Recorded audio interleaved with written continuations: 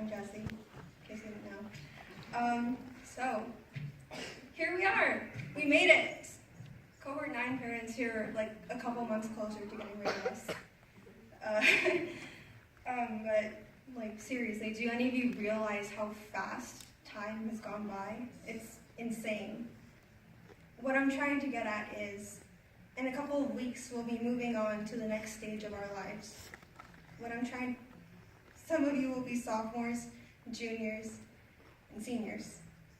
I still can't wrap my head around the fact that I was let into this program 3 years ago.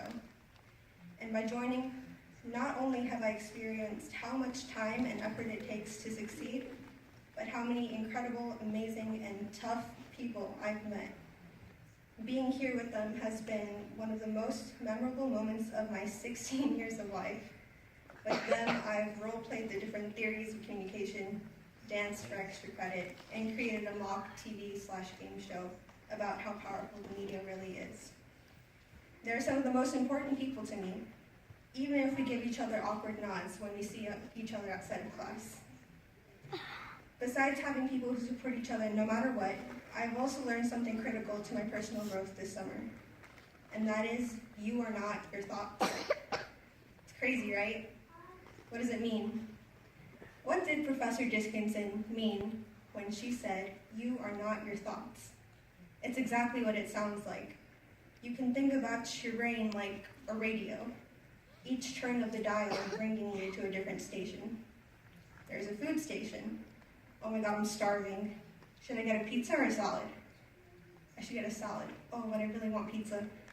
And then there's a school station. What page numbers did we have to read? Maybe I can finish this blog in 20 minutes? Wait, what do you mean we have a quiz today? The list of stations could go on, and that's your brain. A never-ending stream of incoherent thoughts and ideas just swirling in your head. A thinking machine, if you will. Constantly churning out thoughts.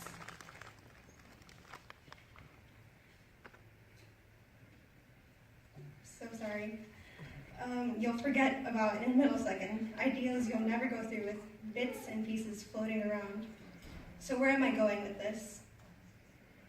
The thing about these thoughts is you'll have some that pop up time and time again, like an annoying email notification you can't seem to get rid of. And most of the time, this email is notifying you that everything you're doing won't add up to anything.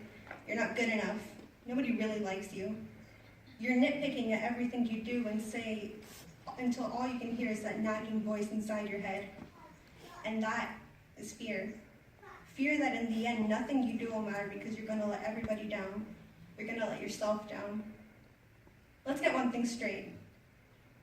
Fear is always going to play a role in your life, whether you like it or not.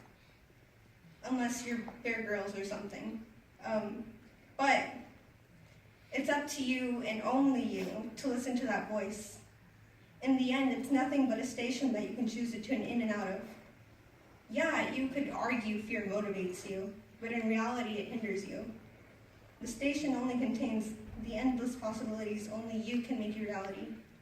It should be faith and goal in your goals that drive you to keep pushing and pushing your limits until you can't anymore.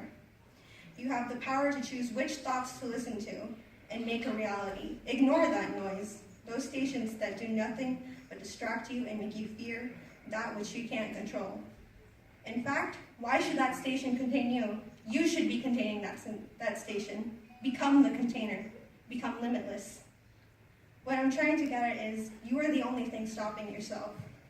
These thoughts aren't you and you aren't these thoughts. You can do this. It's not hard.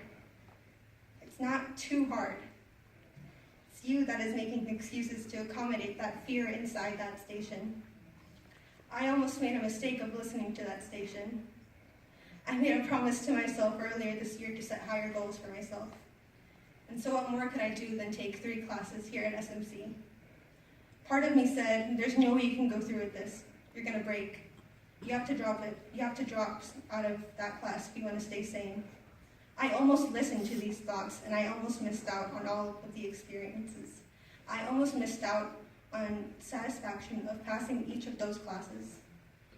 Even if I barely saw those grades still, Don't take it the wrong way. I'm not trying to brag. In fact, I'm pretty bad at it. But I say it to prove a point. If I had intended to those thoughts, I would have never found out what I was capable of. And now that I do know, I've set even higher standards for myself, unafraid of the failures I might come across. By having faith in myself and these wonderful people who supported me all the way through, I can't be afraid of what the future might bring. I can only smile at what I know is a new beginning for all of us.